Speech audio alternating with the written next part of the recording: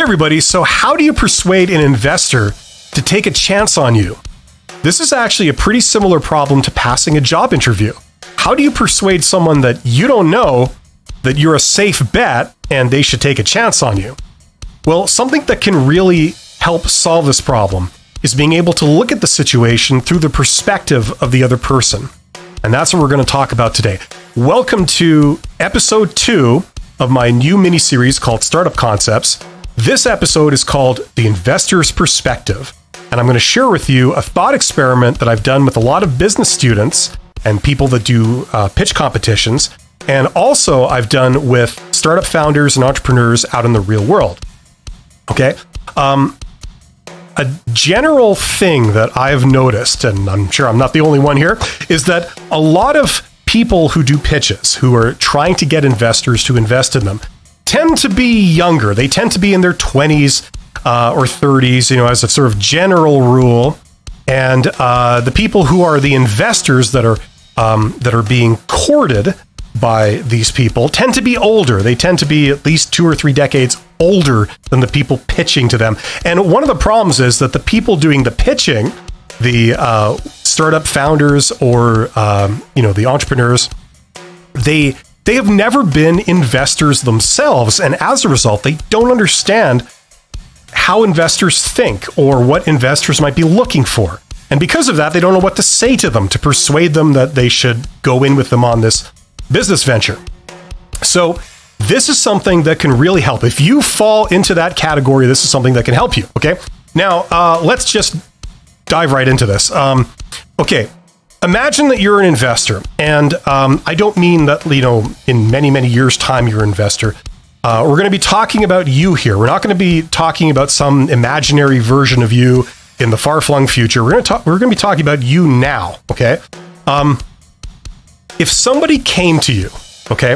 If somebody came to you and asked you to invest your money into something that they were wanting to do, okay, some kind of business venture. They're wanting to start a restaurant, or they're wanting to do some kind of business, and they came to you, and the amount that they're asking for is the equivalent for you right now, you that's watching this, of 2 months of your salary. So however much money you make, whatever, you know, would be 2 months of your salary, that's how much money they're asking you to give to them. Okay? Now, try to think, okay? I'm going on the assumption that that's never happened to you and you've never invested in anyone, okay? Because that's what this thought experiment is about. What would they need to say to convince you for you to hand over the equivalent of 2 months worth of your salary, okay? I'm not talking about 2 months of disposable income. I'm talking about 2 months of your gross salary that you get paid to them, in the promise that if they use it for the intended purpose, then they will make back some money and they will give you some kind of payoff at some point. Okay? Now, think about what it would take for them to say. Okay? Now, a lot of people, when they're younger and they are doing pitches to investors, they seem to think that investors are, like, an investor is a person who has money to burn, okay? That's the first kind of thing that I've noticed, that a lot of younger people, when you talk to them, they're doing either a pitch competition in school, or they're actually doing a startup, and maybe they're part of a startup incubator in whatever, you know, their hometown is, and so they've solved the first problem, which is, you know, where are the investors? Okay, they're in front of investors.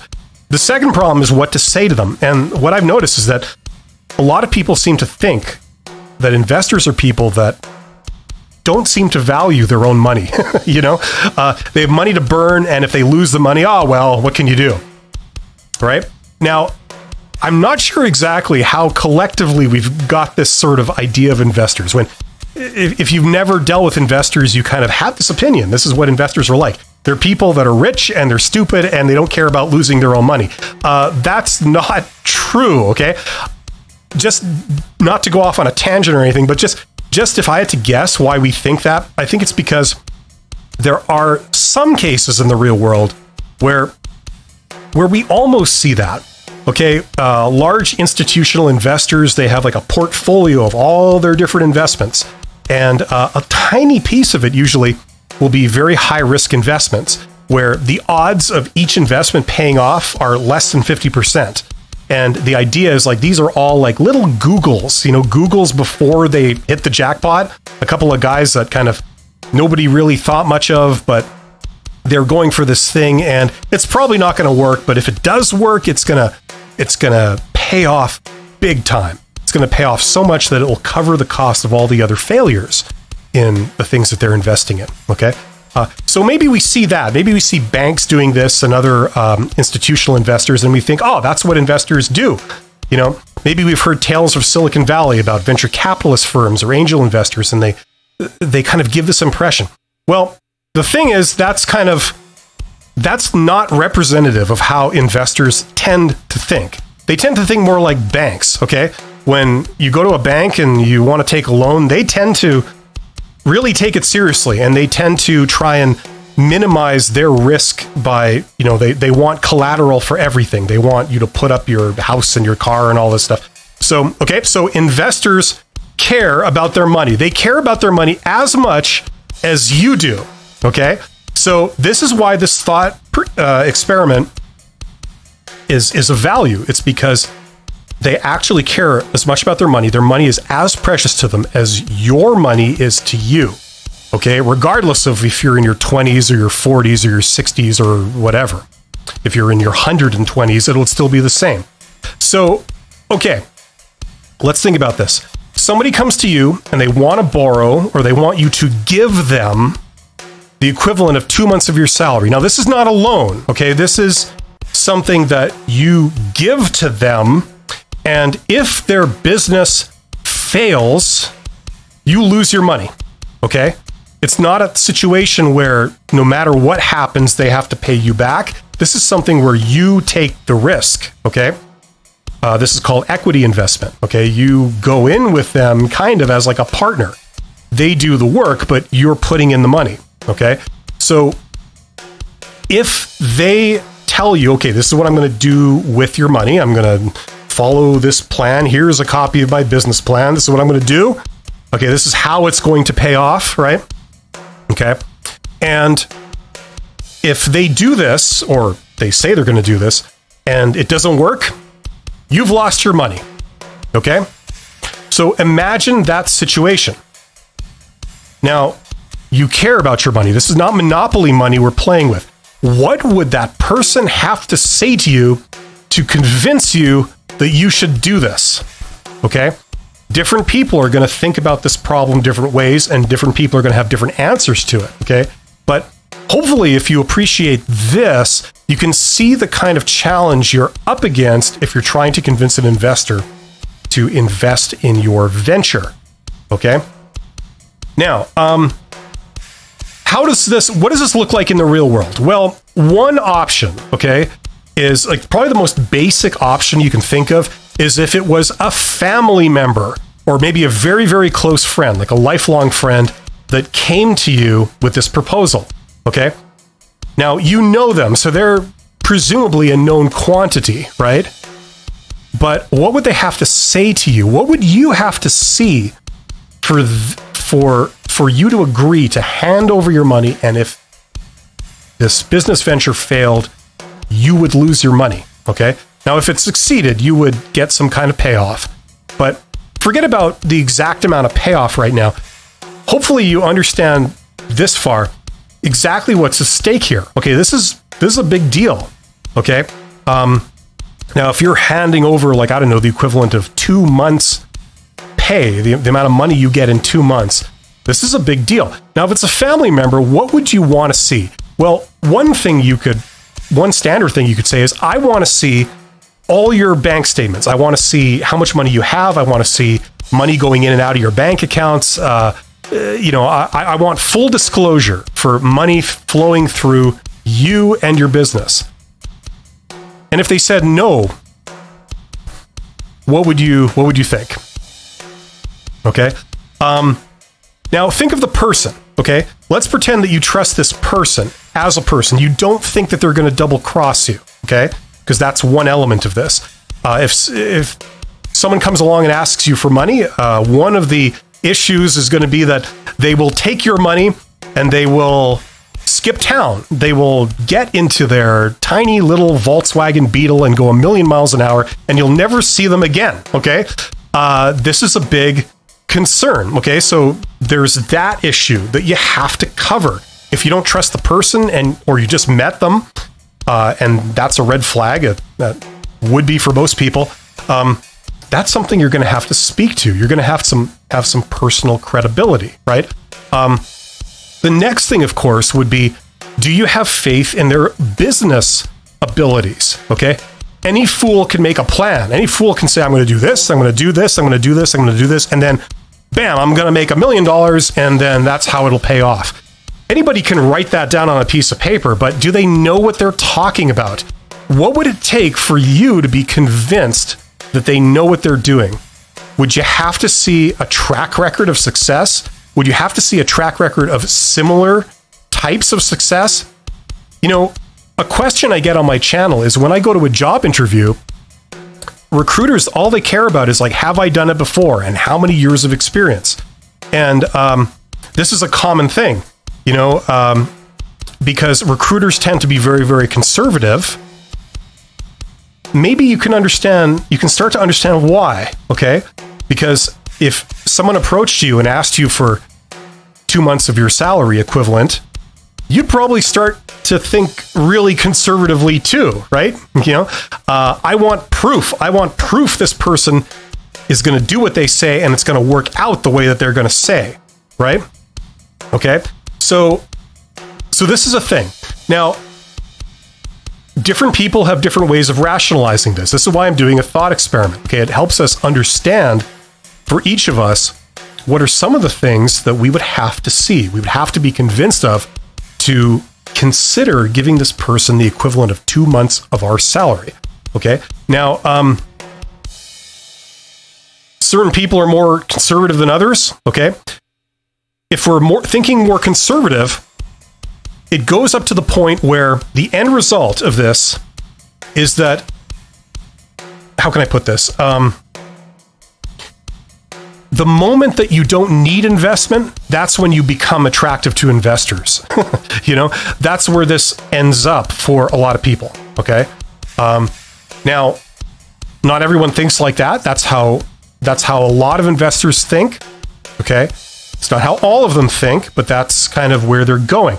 That helps explain some of what we see in the startup market the last several years, where people don't really want to invest in what you call the seed round, the seed capital. They don't want to invest in the idea phase, because anybody can have an idea, and you know, it's about the person. Now, I want to make another point here, something that I've seen time and time again. Okay, and this is, I've seen this in pitch competitions. I've seen this out in the real world. It's where a would-be entrepreneur tries to pitch to an investor. And the way that they pitch is they'll pitch the business model.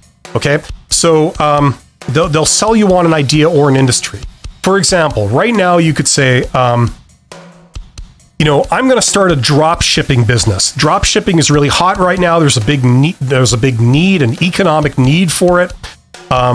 There's all kinds of advantages as a business model. And what they do is they try and persuade the investor that drop shipping works and it's a way to make money and it's like a sure bet and all this kind of thing. Okay.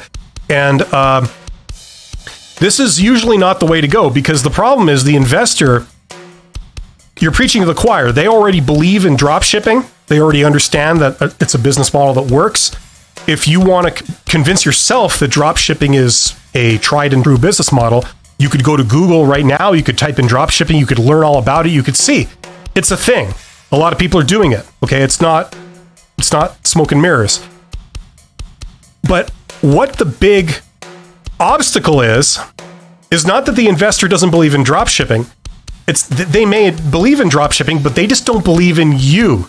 They don't think that you're the person that has the capabilities to be able to do a business following this business model. Okay. Other people are making millions of dollars with drop shipping. That's great. They're just not convinced that you can be one of those people. Okay. So I've seen that a lot. I've seen where the person doing the pitch, the person trying to get an investor, is trying to sell them on the business model, but that's not what investors care about. They want to know about the person. They want to know about that person's capabilities and whether you trust that they will be able to pull it off or not. Okay. So, think about if you're an investor and if someone approaches you and they want 2 months of your salary and you lose it if their idea fails, okay, what would they have to say? If they're a family member approaching you, you may trust them, but if you lend them the money and it goes south, would it harm your relationship? Would it cause all kinds of, would be a very strained personal relationship now between you and that family member? If they're a person you don't know, okay, the concern is like, who is this person? Are they trustworthy? What would they have to show you? Would they have to have a relationship with someone that you trust? Would they have to have a personal recommendation? Would they have to be a member of several organizations that you're aware of, that you know intimately? Would that be enough? Just because that person knows someone that you know, is that enough to convince you to trust them? So think about it, okay? And as you work through these different issues, okay, there's the trust in the person, there's the person's capabilities, right? As you work through some of these, hopefully that puts the problem in perspective for what you would need to demonstrate to a potential investor. What would you have to have in place to convince them to go in with you on this venture? Okay. I've seen a lot of people that just, they don't understand what the problem is. And because they don't understand what the problem is, they don't really have much of a chance of solving it. If we can at least understand what the problem is and what the obstacles are, then we have a fighting chance of being able to solve it. Okay. As a side note, this helps to explain a little bit of what we see with job interviews. A common issue with job interviews is that if you haven't gotten an interview through networking, there's no personal connection there. You're talking to a stranger, and the problem is they don't trust you. So how do you convince them that your resume isn't a fabrication, that all your stories about yourself are not complete exaggerations? How do you convince them of this? How do you demonstrate by talking that you can do a certain thing? Okay. This is a great thought experiment, and I encourage you guys to try it. Okay. Now, when I do this with people, where we go with this depends on some of their feedback. It's hard to do a video on it, which is totally one-sided. But if you have any comments, let me know in the comments. If you have more specific questions, or if you want me to do a follow-up on a video on this, let me know. I'm interested in hearing your feedback, and I'll be continuing this type of video series on startups in this video series, Startup Concepts, for the next several weeks, one a week, and we'll get into that. Now, just for the record, okay, I'm not contradicting myself in my previous videos. I actually advocate that people don't adopt a model for starting a business that requires a lot of startup capital up front, okay? But if you do, this is something you're going to have to get into and you're going to have to solve. So there you go. Thank you very much. Don't forget to subscribe, like, share, blah, blah, blah, blah, blah, and I will see you on the next video. Take care.